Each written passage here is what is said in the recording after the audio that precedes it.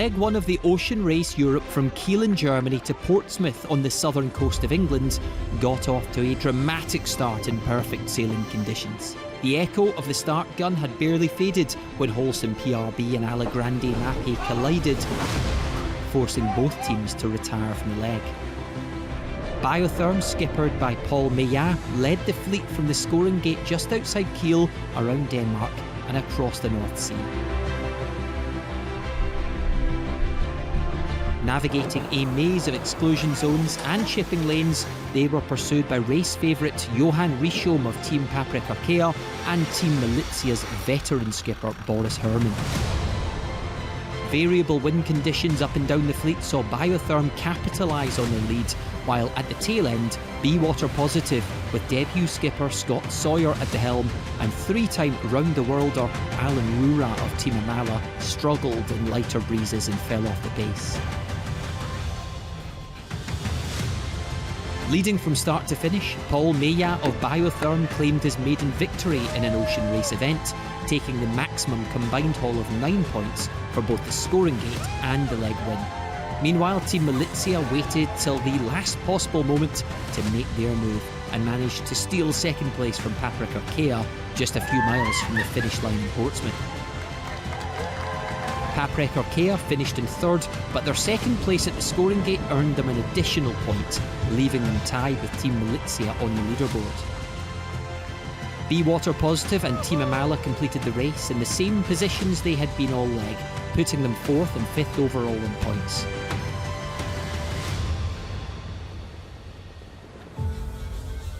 The early setback for Team Allegrande Mapei Racing and Team Holcim PRB meant both teams were in a race to make repairs and sail to Portsmouth for the start of the next leg.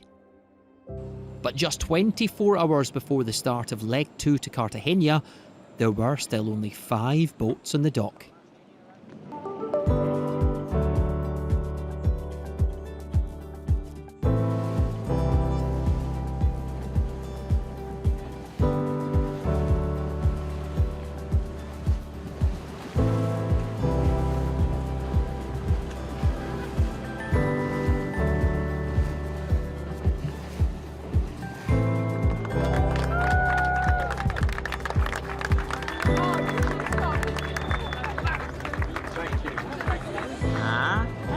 Thoughts? Super happy. Like, I can't believe it that we're really here, but the green blue boat is approaching and really, really good. Very, very happy. Very proud. Ready for tomorrow. Finally, we can start tomorrow, which is good. Good effort. Nice. I had a little bit of time to process what happened, but to be honest, not enough time. We worked so hard with the entire team to make this boat ready and to repair it that we were in surviving mode from the moment we hit the dock in Kiel. Sometimes I still can't believe what really happened.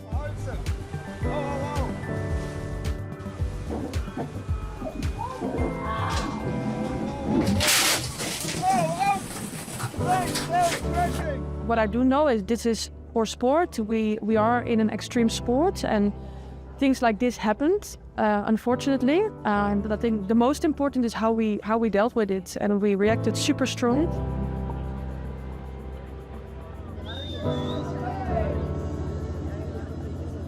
Three, 4 days ago we thought it was finished, and today we are here and yeah, we're such happy, really happy for the team that did an amazing job, and for the adventure that this race will be from now till the end. Accident like this, the end make team events better. I didn't know, so now we passed the first step. And yeah, I didn't know that it was possible to feel so strong in a team, so welcomed by my sponsor, by friends, also a lot of people I don't know that give us a lot of strength.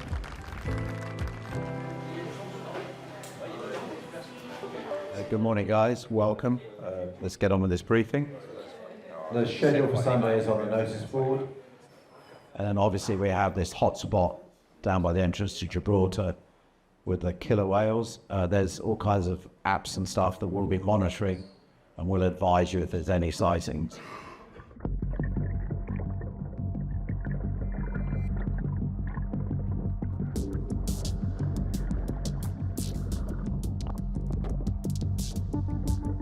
Part of the Ocean Race Europe, they've commissioned a full study, very detailed study of the full race course, looking at each particular leg, the species and the sensitive habitats along the leg. And this next one is really interesting because we're going to be going down through the English Channel out into the Celtic Sea, Bay of Biscay, and as we round Portugal and Spain into the Med, we also encounter the Orcas, who have been very active with the sailing community over the last couple of years.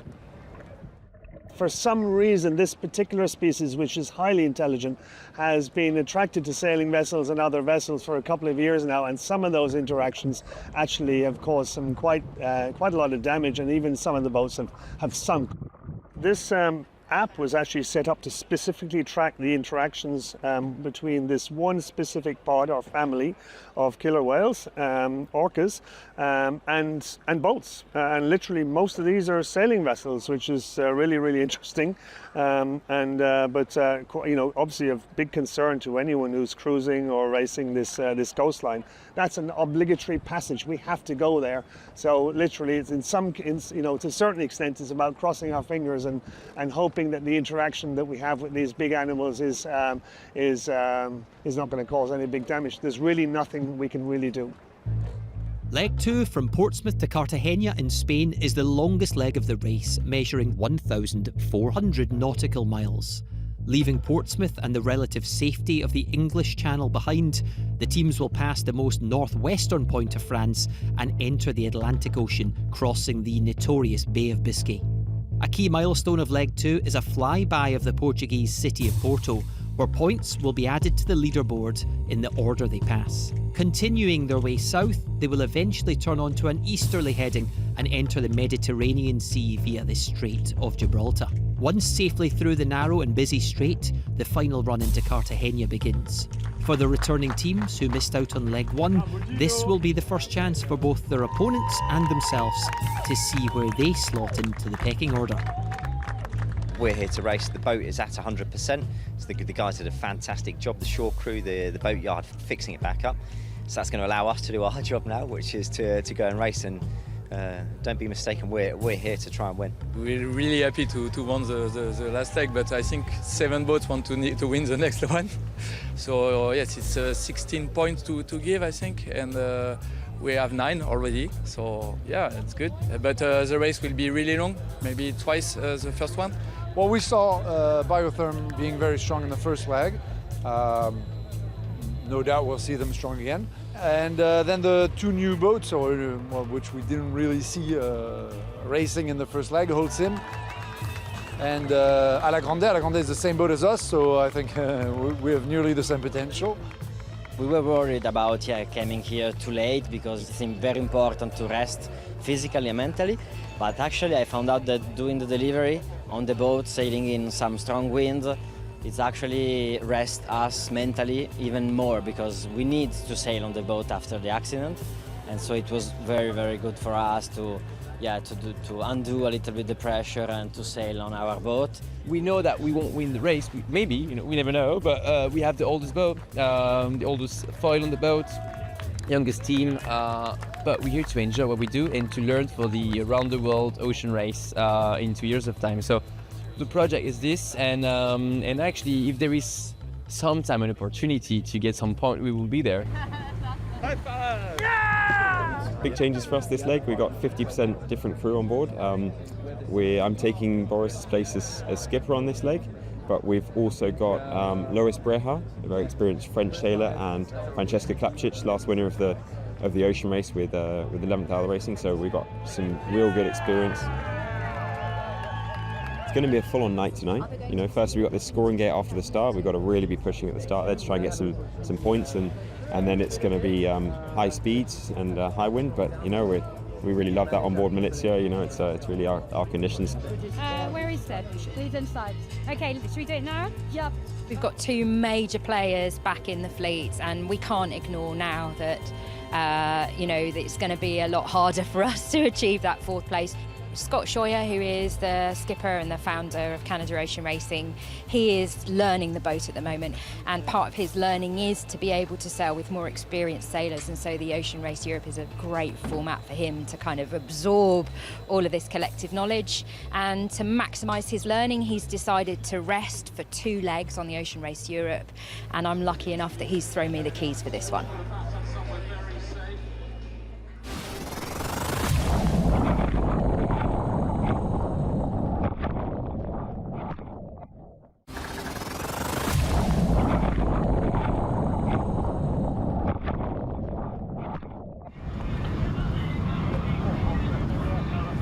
So we've just left the docks in Portsmouth to start the leg 2 of the Ocean Race Europe.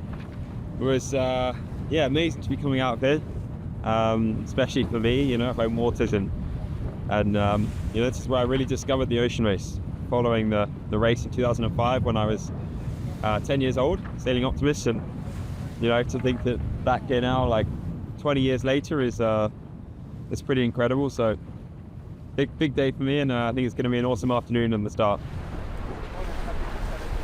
Nice to sail in the Solent again. I haven't sailed here for a long time, but this is sort of where my career started, and I spent 10 years sailing around here, so it's quite cool to leave from here again in the professional, one of the biggest races in the world, so it's pretty cool.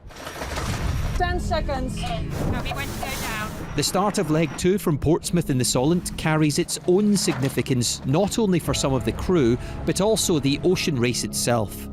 It was on this same stretch of water in 1973 that the cannons of the Royal Yacht Squadron in Cowes were fired to signal the start of the first edition of the ocean race round the world.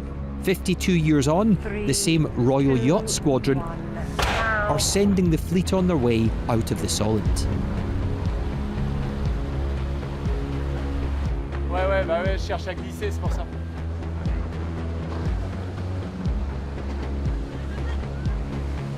Going gate. Good job, guys. Good work.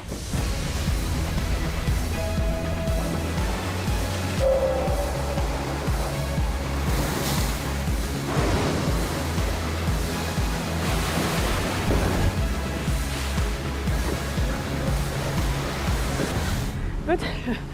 Not too bad. It's a tricky situation with all the shore effects here on the Isle of Wight, but not too bad. Arkea is just in front, and Malizia and Biotherm are close to the shore. Good.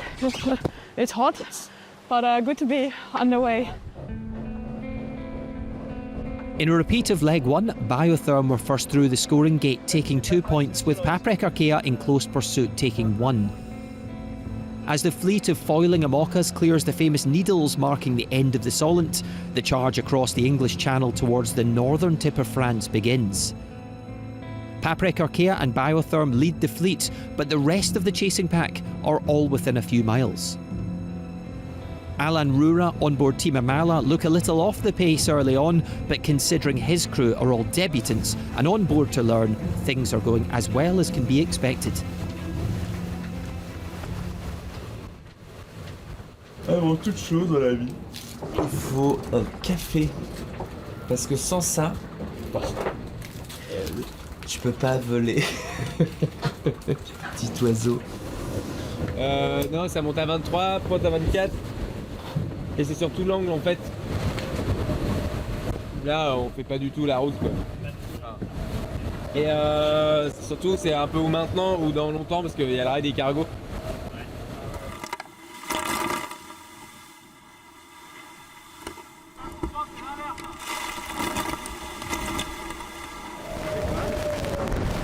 The boats below are going much faster than the boat on the windward side. Yep. Malizia is still in a good pace, but the fastest boat actually is Arkea, and is running the course at 12 knots. Oh, cup of tea? No. No? Maybe after my nap, but for the moment, no thanks. It's time for a cup of tea. George is not here, what am I going to do? I will learn to make you one. Do you understand how hard it is?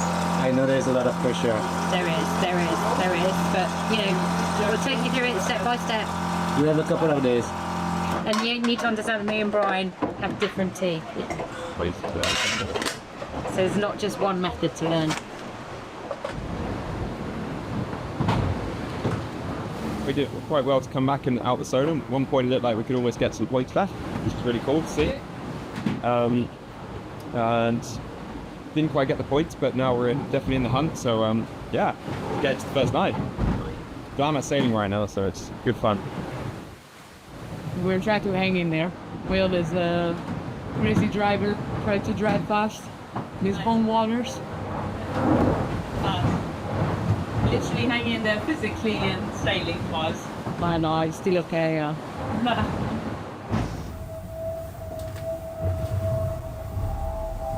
Since we've left the Soudal, the breeze has been a bit up and down, generally increased though. And now it's direction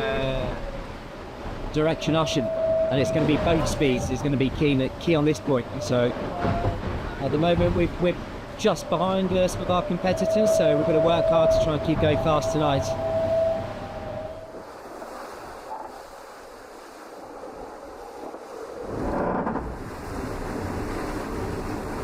Bon, scoring gate dans la pocket une fois de plus. Ah, c'est ça. Ah là là, ça se court. Ouais, ça a bien changé les conditions depuis le départ. Super départ. Enfin, le départ en soi était nul, mais bon choix de voile et après on a empanné au bon moment. Ça nous a permis de prendre 2 points à scoring gate, donc ça c'est vraiment génial. Et en plus, là on arrive à tenir le rythme des 2 plans coches, Patrick Artea et ma paye, donc qui sont vraiment spécialisés dans ces conditions-là. Bon, après le vent va monter encore un peu, mais pour l'instant un super début de course, on est en tête et on apprécie. Et on a pris les 2 points.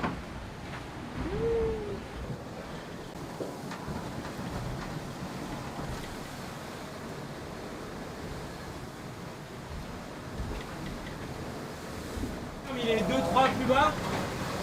Et par contre on commence à être plus rapide.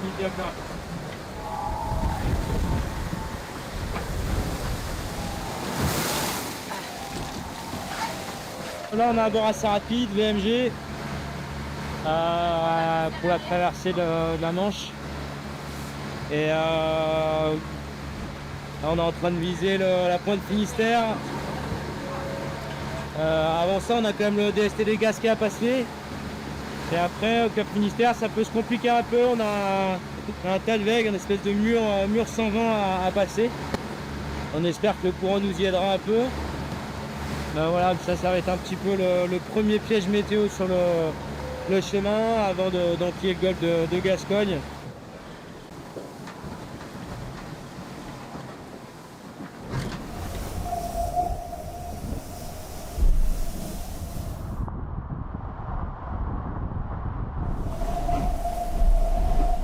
Ça va Pascal?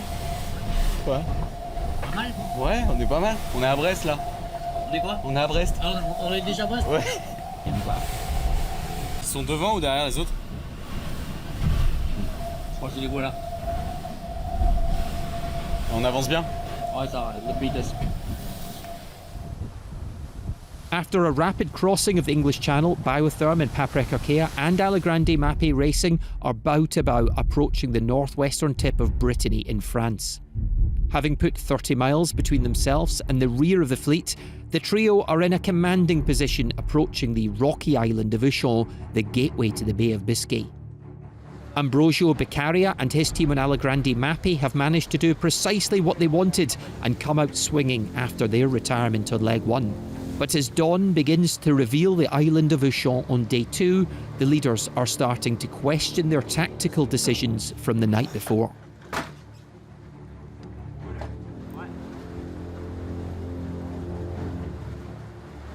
Donc là ça va pas être facile de passer.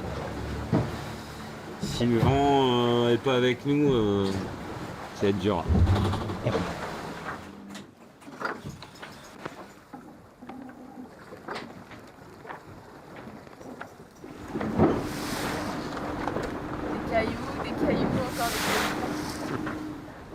dauphins, des orques, des baleines. J'aimerais bien qu'il y en ait un qui arrive et qui nous tire pour qu'on sorte de cette pétole là dans laquelle on est englué depuis 2 heures. J'ai essayé de les appeler mais ça n'a pas fonctionné. C'est quand même beau le paysage.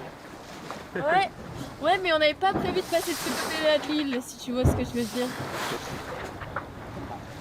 Et là derrière nous, on a Holcim et Arkea, a priori, qui ont aussi décidé de faire le tour de l'île comme eux.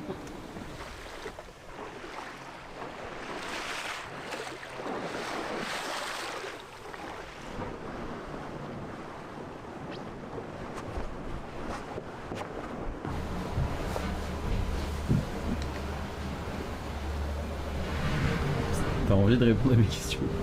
Bah, ça donne pas trop envie parce qu'on est quand même passé le premier dernier. Ça fait un peu mal, mais bon, c'est comme ça. Hein. Il y avait un front là sur la Bretagne et on passait d'un vent d'est à un vent d'ouest. Et nous on est arrivé en premier dedans et on pensait vraiment passer. Et on n'a jamais réussi, on a galéré toute la nuit à le passer. Et au final, ça a changé les timings courants. Donc au lieu d'être aidé par le courant à descendre vers le sud, on s'est retrouvé avec le courant qui nous remontait vers le nord. Et voilà, et les autres qui ont fait le grand tour derrière de l'île de Ouessant. Et voilà, on a dû faire pareil derrière, après eux. Et donc là, on se retrouve 5000 derrière le premier. Hein, c'est pas la mort, mais... Pour l'instant, il y a du vent. Si on arrive à se casser de là et pas faire une marche arrière pendant 6 heures en manche, c'est déjà pas mal. Le premier, c'est Canada Ocean Racing devant Biotherm, je crois.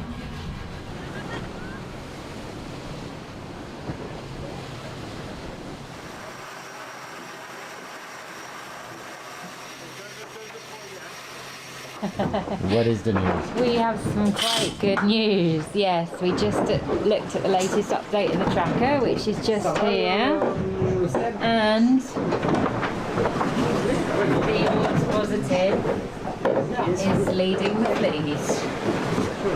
Awesome! Happy Monday!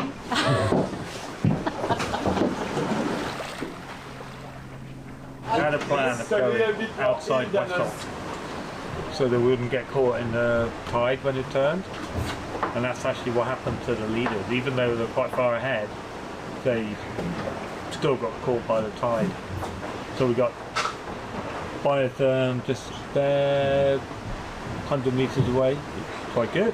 280 miles to Cape Finisterre, and then on to Porto. Despite their impressive straight-line dominance overnight, Mother Nature has become the great leveller yet again, and as the fleet bob their way around the Ushant, only 3 miles separates all 7 boats.